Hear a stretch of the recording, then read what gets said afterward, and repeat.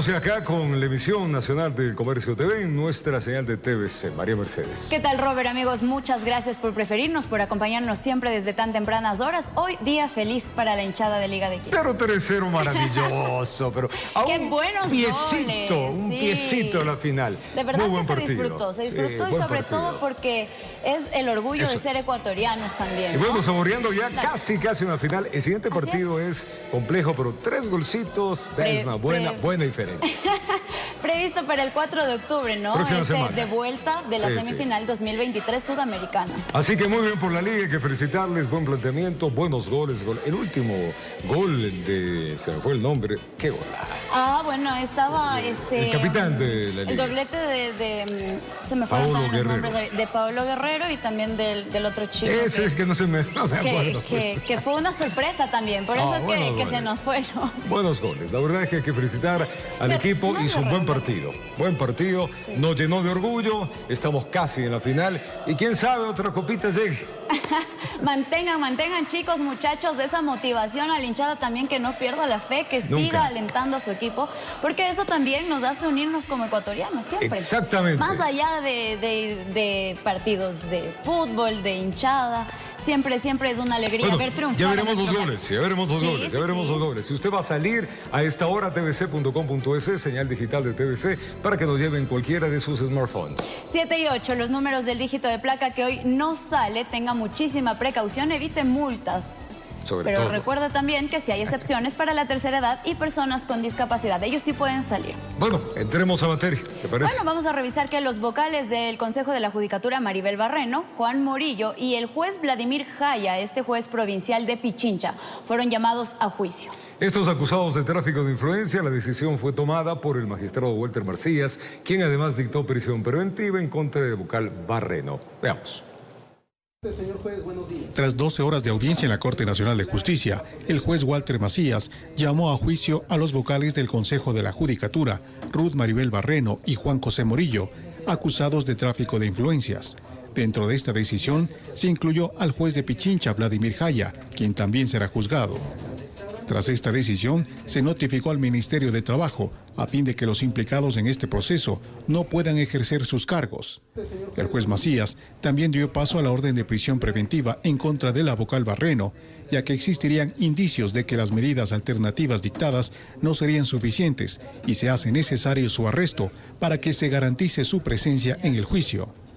La Fiscalía General del Estado, dentro del proceso, también solicitó la destitución de los funcionarios, evocando el artículo 77 del Código Orgánico de la Función Judicial, donde se estipula las inhabilidades para que una persona pueda ser nombrado o desempeñe un cargo dentro de la función judicial. Esta inhabilidad señala que si un funcionario hubiese sido llamado a juicio por delito reprimido con prisión o reclusión por providencia ejecutoriada mientras no haya sido absuelto. En la audiencia iniciada este 27 de septiembre, los abogados de Barreno y Morillo solicitaron la nulidad de todo lo actuado, ya que argumentaron falencias dentro del proceso, lo que fue rechazado por el juez Macías. Y es la decisión de este juez de la Sala Penal de la Corte Nacional de Justicia dentro de esta primera fase, rechazar todas estas alegaciones y declaro por el contrario la validez procesal de todo lo actuado hasta este momento.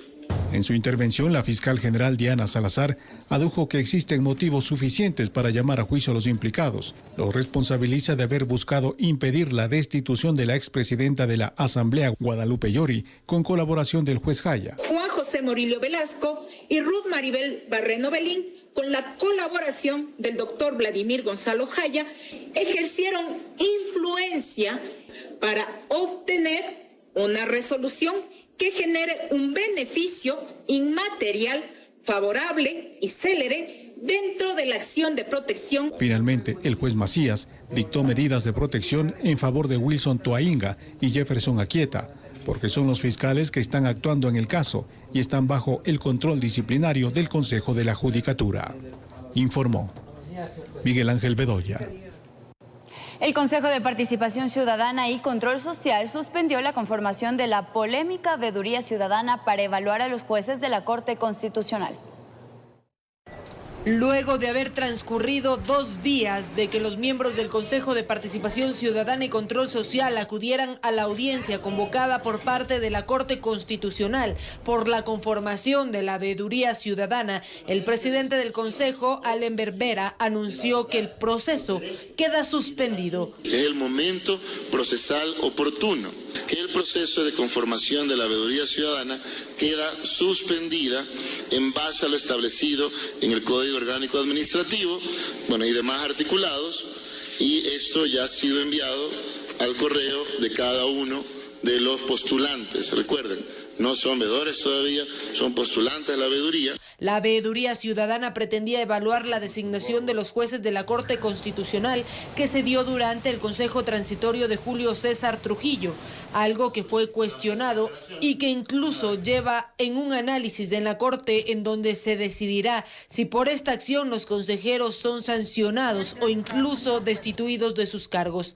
Observamos en algún momento que en el tema de la veeduría ordenada por un juez de Manabí, la cual el día viernes vamos a proceder a la apelación.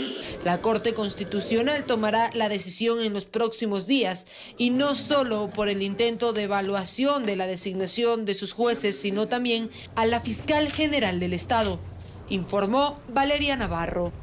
Se presenta nueva acción de protección como medida cautelar por el concurso de Contralor General del Estado que se desarrolla una comisión ciudadana del Consejo de Participación Ciudadana y Control Social. El recurso lo presenta en esta ocasión el ciudadano Guido Escobar, señalando que se ha vulnerado sus derechos constitucionales.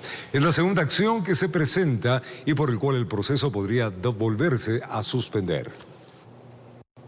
El presidente de la República, Guillermo Lasso, llegó a Ecuador tras su viaje por Estados Unidos. Él anunció que este jueves se reunirá con el gabinete para tratar sobre todo los temas de seguridad. Una cosa decadente. La ola de violencia que se registra en Durán es la principal preocupación del presidente de la República, Guillermo Lasso, por lo que ni bien arribó al país luego de su gira por Estados Unidos, el primer mandatario ha convocado para este jueves a un gabinete de seguridad. Tendremos una reunión de gabinete de seguridad para hacer una evaluación de las acciones que hemos tomado, y la mayor preocupación es la situación de Durán. Los altos índices de violencia en Durán han obligado que las clases para 31.000 estudiantes sean virtuales. En lo que va del año, son 200 los asesinatos que se registraron en este cantón de la provincia del Guayas. Entre las víctimas mortales está el concejal Bolívar Vera, el director de Planeamiento y Ordenamiento Territorial. El último atentado se dio contra el gerente del registro de la propiedad, quien logró sobrevivir al ataque. Hemos estado monitoreando la situación, haciendo varias coordinaciones, buscando más apoyo internacional. La seguridad de las familias ecuatorianas ha sido uno de los puntos relevantes de este viaje. Guillermo Lasso también se refirió a la renovación del estado de excepción en las cárceles por 30 días más. Hemos renovado el estado de excepción en las cárceles del país para mantener la intervención de Fuerzas Armadas y Policía Nacional, en especial en los centros más conflictivos. En su viaje a Estados Unidos, el primer mandatario también buscó cooperación internacional en su lucha contra el crimen organizado. Y por otro lado, el jefe de Estado destacó la firma del acuerdo comercial con Corea del Sur que se dará el próximo 11 de octubre en Seúl, además de los avances sobre la ley IDEA que se trabaja con Estados Unidos. Informó Valeria Navarro. El presidente de la República, Guillermo Lasso, se pronunció tras las declaraciones del policía Ronnie Rengel, que fue parte de las investigaciones en el caso de León de Troya. El uniformado ha denunciado amenazas en su contra y ha responsabilizado al gobierno, el Ministerio de Interior y a la Fiscalía por su seguridad y también de su familia. Debe recurrir a la Fiscalía y decir: se ha producido este hecho, tal día, tal hora, tal persona es responsable, y que la Fiscalía lleve a cabo una investigación. No se puede simplemente decir y nada más. Yo creo que eso es importante en Ecuador y espero que el policía proceda de esa manera, vaya a la Fiscalía y denuncie qué tipo de presiones y quiénes son los responsables de esa presión, qué le dijeron, qué le exigieron, qué le ofrecieron. Todos esos detalles son fundamentales que los diga para que todo el Ecuador conozca con absoluta transparencia que en mi gobierno no se persigue absolutamente a nadie. La bancada de asambleístas electos por el movimiento Construye de Fernando Villavicencio anunciaron que tras su posesión en el cargo solicitarán la creación de una comisión que investigue su asesinato. Además, demandaron la comparecencia de Diego Vallejo, exfuncionario del correísmo. Que el asesinato de quien fue su candidato a la presidencia, Fernando Villavicencio, no quede en la impunidad será uno de los objetivos fundamentales para la bancada de asambleístas electos por el movimiento Construye. Por ello anunciaron que a días de ser posesionados en el cargo solicitarán la creación de una comisión que investigue el caso. Esta comisión tiene el objetivo de buscar la verdad y sobre todo apoyar a todo el trabajo que viene haciendo la Fiscalía. Si tuvieron toda la valentía para asesinar a un político de la talla de Fernando Villavicencio, también van a tener la probabilidad de esconderlo. Por eso la comisión multipartidista que vamos nosotros a solicitarla, exigiremos detalle a detalle que todas las instituciones nos transparenten. Esa es la finalidad principal.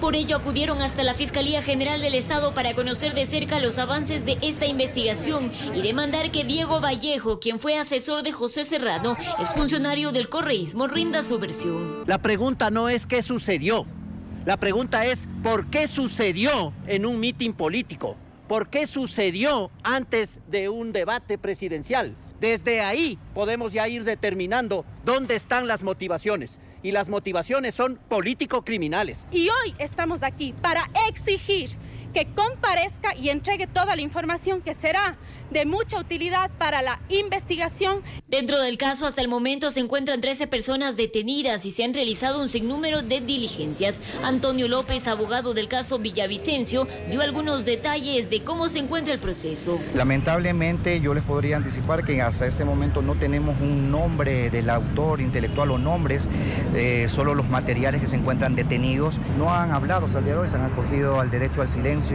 Por ende, dificulta la labor de la Fiscalía y también de la Defensa Técnica. El próximo 7 de octubre concluye la instrucción fiscal dentro de esta investigación. En Quito informó Adriana Rojas. La Policía Nacional descartó que se haya llevado a cabo un atentado en contra del esposo de Fernando Villavicencio. Esto tras conocerse en redes sociales que un motociclista conducía en actitud sospechosa, esto cerca de la unidad en la que se transportaba Verónica Zarauz, viuda de Villavicencio. Tras la detención de este ciudadano, se informó que es de nacionalidad extranjera y que portaba un arma de fogueo no letal. El motociclista fue detenido inicialmente por personal de seguridad de Zarauz. Se mantendrá bajo investigaciones, informó la policía.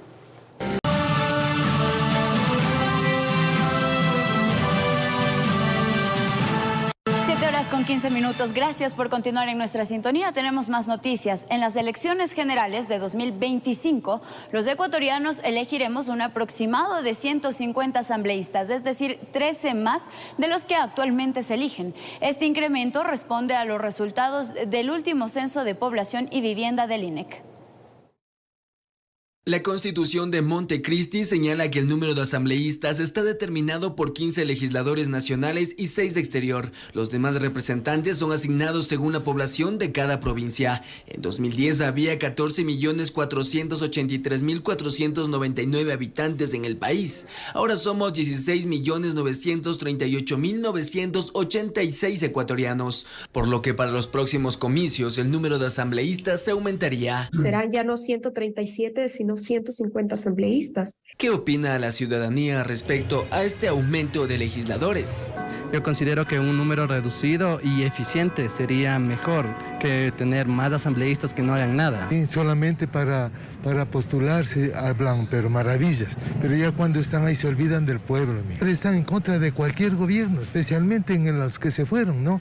9 de las 24 provincias del país tendrán mayor representación en la Asamblea Nacional. Estas son Guayas, que pasará de 20 a 24 asambleístas, Pichincha de 18 a 20, Manabí de 9 a 10, Azuay de 5 a 6, Tungurahua y Esmeraldas de 4 a 5, Santa Elena de 3 a 4, Morona, Santiago y Orellana de 2 a 3 legisladores. Esa representación es necesaria, es indispensable en nuestra democracia. Ahí es preciso también justificar a nivel de legitimidad, por ejemplo, a nivel de representatividad, qué es lo necesario para nuestra Asamblea Nacional. Expertos señalan que el debate sobre este aumento se debe centrar en la calidad del trabajo legislativo y la representación efectiva. La cantidad no está bajo nuestro control, es una determinación constitucional, pero la calidad de esos asambleístas sí está bajo nuestro control. A la larga, el ciudadano es quien escoge ese asambleísta.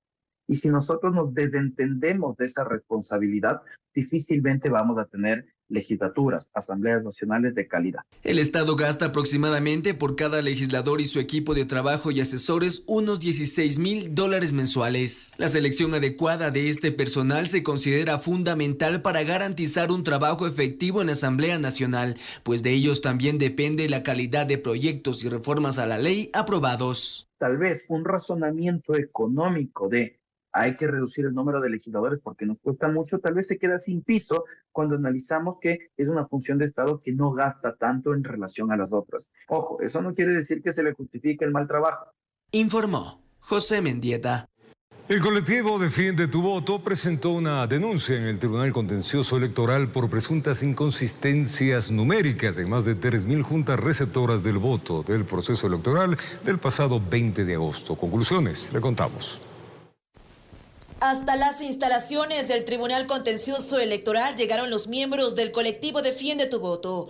Con documentos en mano presentaron una denuncia en contra de varios funcionarios técnicos del Consejo Nacional Electoral por presuntas inconsistencias numéricas en 3.083 juntas receptoras del voto del proceso electoral del pasado 20 de agosto.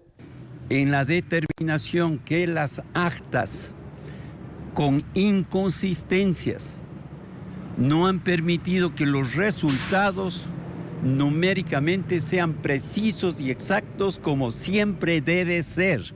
Según indicaron los miembros del colectivo, tuvieron acceso autorizado del CNE para obtener el repositorio de las actas de escrutinio de todas las juntas receptoras del voto, de las más de 3.000 que están en entredicho, que aparentemente tendrían diferencias numéricas en la cantidad de sufragantes. Y simplemente se remiten al Código de la Democracia a decir que las sumas no superan el 1% de error, por lo tanto las actas son válidas. Eso no es así, no pueden cambiar las cifras de una acta a otra en la misma junta.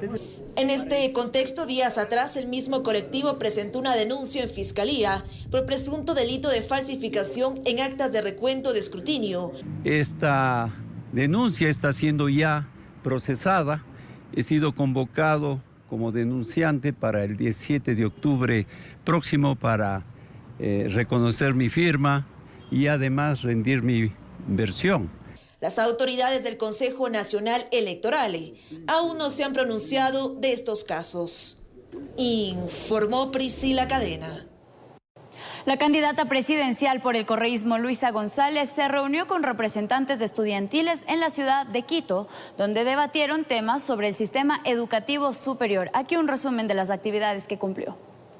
Nosotros hemos propuesto crear un ciclo inicial universitario. Luisa González, candidata a la presidencia por la Revolución Ciudadana, visitó la ciudad de Quito y mantuvo una reunión con representantes de los estudiantes universitarios, pues ahí analizaron la situación que atraviesa el sistema educativo del país e indicó algunas acciones que realizará de llegar a la presidencia. La primera acción es devolverle los 180 millones a la universidad, el presupuesto que se les quitó, pero el devolverles esos 180 millones va atado al aumento de cupos. Un sistema en el que los jóvenes puedan estudiar de forma virtual.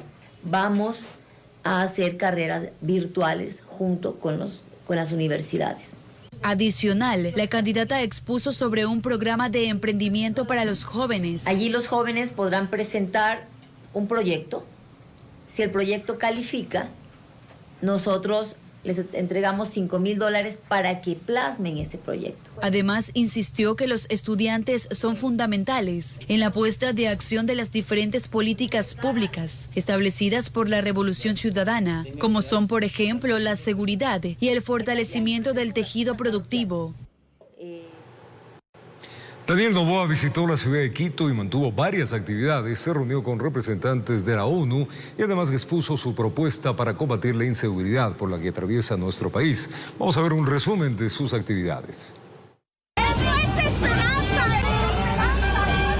El candidato a la presidencia de la República, Daniel Noboa Acín, continúa cumpliendo agenda en la ciudad de Quito. En este día, miércoles 27 de septiembre, se reunió con delegados de la ONU. El candidato les expuso su plan de gobierno basado en los temas controversiales por los que atraviesa el Ecuador, desde la inseguridad hasta la falta de empleo.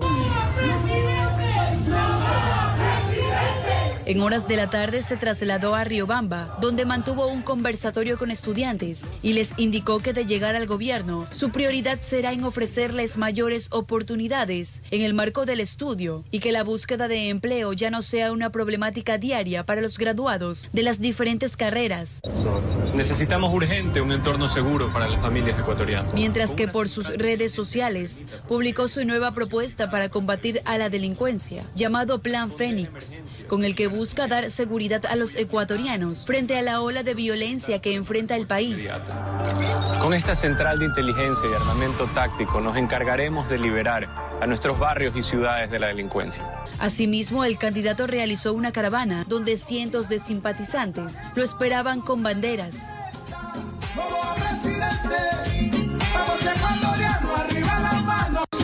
Más noticias. La peor crisis que afronta nuestro país es la inseguridad.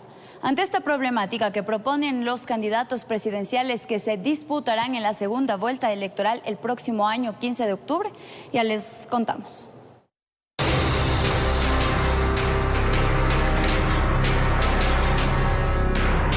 El candidato presidencial Daniel Noboa, quien casi siempre lleva puesto su chaleco antibalas, apuesta por la tecnología para combatir la inseguridad. Habla de crear una central de inteligencia. Hoy en día no hay eso. Quien entregará información clave a nuestra policía y Fuerzas Armadas para prevenir y combatir a la criminalidad de estos grupos terroristas que a través del miedo y la violencia tienen en zozobra a las familias ecuatorianas. Por otro lado, la candidata del correísmo, Luisa González, fortalece su plan de seguridad en la administración pública. En su plan de gobierno señala sobre la restitución y reestructuración de ministerios, además de hacer una depuración. Para que funcione la seguridad es depurar la fuerza pública. El embajador de Estados Unidos hizo una denuncia pública. Él dijo que hay narcogenerales. ¿Cómo la vamos a depurar? Con la UAFE, lavado de activos, usando nuevamente el polígrafo. Aunque no están escritos en sus planes de trabajo, ambos candidatos proponen cambios en el sistema carcelario. Cárceles Barcazas para aislar totalmente a los criminales más violentos que desde la misma cárcel están generando terror y están planificando pues mayor crimen. Con el alcalde de Guayaquil, Aquiles Álvarez, vamos a sacar la penitenciaría del litoral de donde está actualmente. La penitenciaría ya está en zona urbana. Alrededor de la penitenciaría ya hay casas, gente viviendo, el riesgo es muy alto. Vamos a sacar de ahí la penitenciaría y estamos buscando ya un terreno donde podamos hacer la nueva penitenciaría.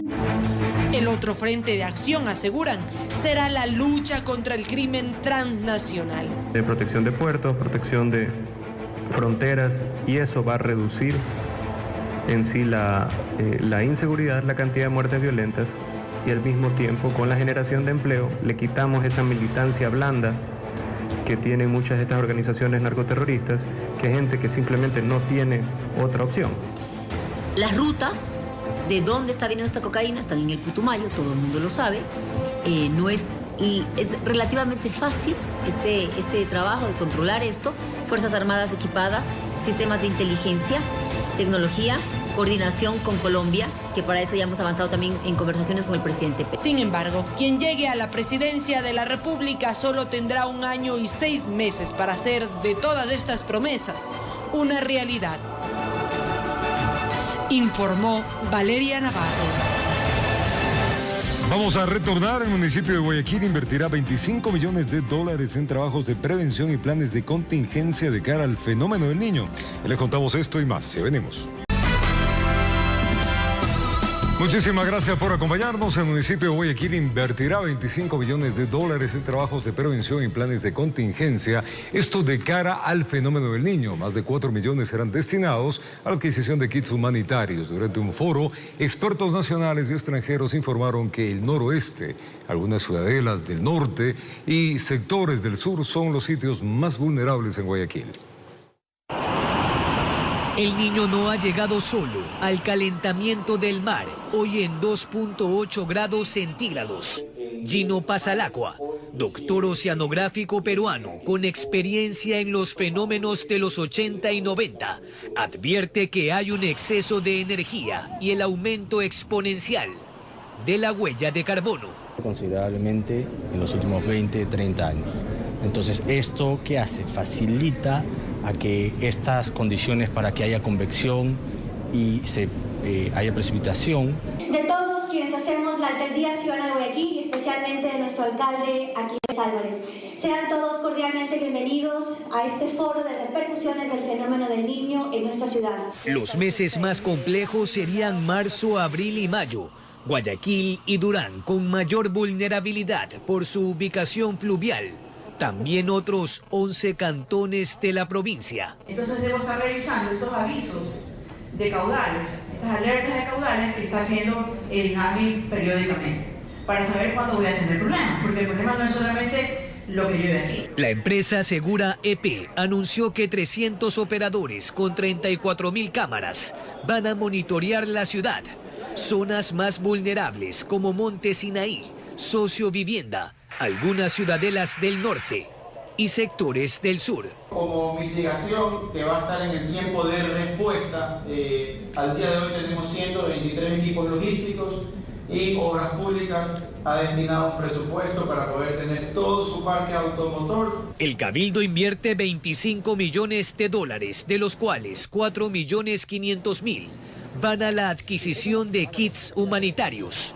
Los 9 CAMIs estarán habilitados para albergar a 1.500 personas.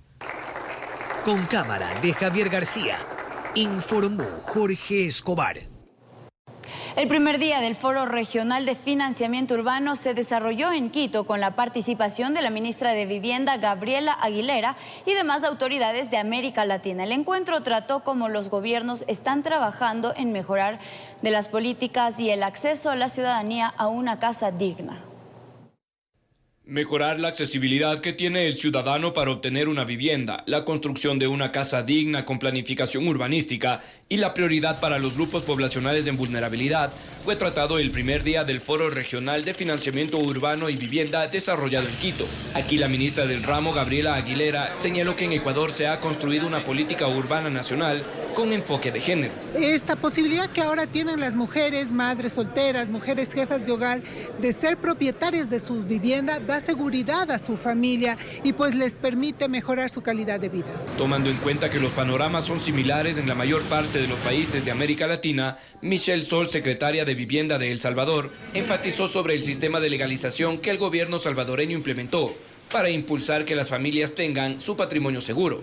Comenzó primero con las familias que estaban en alto riesgo, con un programa del presidente Nayib Bukele, pero además hemos cambiado leyes para poder apoyar y ayudar a muchas familias que en el pasado fueron estafados por los gobiernos anteriores. Sol indicó que con estas acciones no solo gana el ciudadano con el acceso a una casa digna. Con esa escritura se puede también acceder a los servicios básicos, a tener un recibo que tenga el nombre de la familia, esto da identidad a la familia. También para los gobiernos es recaudación de fondos, recaudación de impuestos. Por su parte, la subsecretaria de Desarrollo de México, Edna Vega, dijo que en el país azteca se promueve el derecho humano a la vivienda adecuada, con el programa de autoproducción guiada. La autoproducción lo vemos como un sistema diferente donde el control del proceso lo lleva el beneficiario. No es igual a autoconstrucción. Todas las autoridades resaltaron también el papel importante que tienen los organismos internacionales en el financiamiento y apoyo a las políticas públicas, y así caminar para lograr reducir la brecha de vivienda que tiene nuestra región.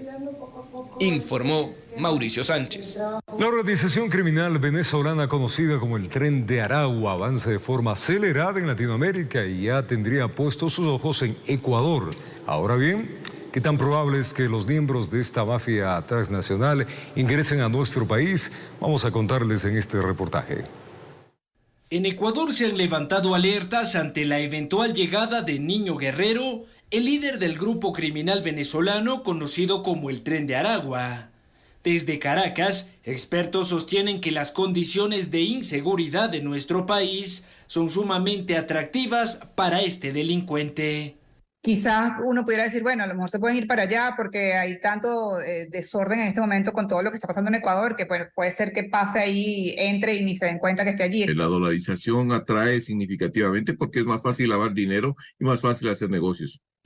Analistas en seguridad han seguido los pasos de este grupo delictivo y sostienen que algunos de sus miembros ya habrían sido detenidos en Ecuador, lo cual prueba su interés por operar en el país. Y hay algunas provincias que recogen la presencia ya de estos, por ejemplo, Guayas, esta Esmeralda, esta Pichincha, como parte de las estructuras del crimen organizado y de esta mega banda venezolana, pero no solo la única, aquí están los hijos de Chávez, los gatilleros del Huila. Analistas afirman que este grupo criminal continúa infiltrándose en el proceso migratorio con el objetivo de ingresar sin controles al país. Pues no es nada improbable que este tipo de situaciones se puedan presentar aprovechando la masificación de este desbordamiento migratorio que está teniendo el continente. En este contexto, Rizquez insta al Estado ecuatoriano a incrementar los controles fronterizos. Creo que el trabajo en alianza, la cooperación internacional entre los investigadores, cuerpos de seguridad de los distintos países, sí, pues es fundamental en este tipo de situaciones. Ante el temor de que este grupo se encuentre en Ecuador, el Ministerio del Interior negó rotundamente que el Tren de Aragua haya sentado bases en alguna provincia del país. Informó Álvaro Terán. Y puedo contarles que desde el hallazgo de arsenales criaderos, decenas de criaderos de animales, pues ataques con drones hasta filmación de un narco corrido y bailes entre guías penitenciarios y reos, eso forman parte de los escándalos por el alto nivel de corrupción en el sistema carcelario. Un exfuncionario nos revela cómo fue escalando la corrupción y la violencia hasta que ahora las autoridades no pueden controlarlos. Veamos. En una ocasión, un lugar de atención médica fue utilizado como bodega de licores. Por supuesto, autoridades del SNAI y de salud lo sabían. Es el testimonio de un exfuncionario del Centro de Privación de Libertad Guayas número 1, el más grande complejo carcelario del país. Impotente, dice, por la destrucción del sistema. Puedo hablar que en un inicio sí existió un proceso. Luego con la transición, cambios de directores, que fue, si mal no recuerdo, a partir del año 2018, es que cada administrador que entraba empezó a darles un poco de poder a los privados de libertad. Y empezaron a tener sus puestos de vigilancia. Según Wagner Bravo, secretario de Seguridad Nacional y del Estado, en Ecuador hay cerca de 40.000 PPL y solo 3.000 guardias para contener a esta población. Pero además de eso, la baja institucionalidad y los actos de corrupción nos pasan factura. También se han prestado para poner calificaciones a los privados de libertad que están optando por un beneficio. Calificaciones que no las han obtenido por mérito, sino que las han obtenido cancelando un valor. Recordemos que el presidente Guillermo Lasso decretó estado de excepción en todas las cárceles del país, que concluía este mes de septiembre, pero fue renovado por 30 días, según se indica en el documento, para controlar las circunstancias que han alterado el funcionamiento del sistema penitenciario. Sin embargo, la percepción es distinta, porque además de haber decomisado cientos de armas, explosivos, equipos de comunicación, municiones o de hallar criaderos de animales, los alcances de las bandas dentro de las cárceles van más allá, hasta aterrizar drones con explosivos, grabar un video musical de narco corrido, hasta organizar bailes con guías penitenciarias. Inclusive armas y sustancias ilícitas se han encontrado en las oficinas administrativas de la Penitenciaría del Litoral. Fiscalía formuló cargos contra 5 personas, entre ellas el director, quien fue liberado por un juez. De acuerdo a la Secretaría de Seguridad, hasta el momento han depurado a 282 funcionarios por diferentes hechos. Durante el periodo de Guillermo Lasso, 5 personas han presidido el SNAI. nadie logró contener las revueltas y masacres, que desde el 2020 dejan más de 460 reos muertos. Solicitamos una respuesta al SNAI. Por correo nos respondieron que brindan las facilidades y coordinaciones a Fuerzas Armadas y a la Policía Nacional para la ejecución de operativos en los centros de privación de libertad durante el estado de excepción. Y sobre los resultados, sugirieron solicitarlo a las Fuerzas Armadas, pero tampoco brindaron datos. Informó Adriana Peralta. 7:53. Cambiamos del ámbito de la información. Evitar condonación de deudas adquiridas con la banca pública, no otorgar créditos con criterio político, así como también fortalecer la estructura del sistema financiero estatal, son parte de las observaciones que hizo el Fondo Monetario Internacional con base a una evaluación realizada a la economía de nuestro país. El Fondo Monetario Internacional realizó una revisión al sistema económico ecuatoriano. Luego de este análisis, el organismo externo realizó ciertas recomendaciones a fin de que el Estado tome acciones que conduzcan al fortalecimiento de las finanzas públicas. Entre ellas se destaca que el Estado debe eliminar las expectativas de condonación de deudas en la banca pública, pues a decir del FMI, estas medidas no han solucionado los problemas del agro. Al contrario, han incentivado un mal comportamiento de pago.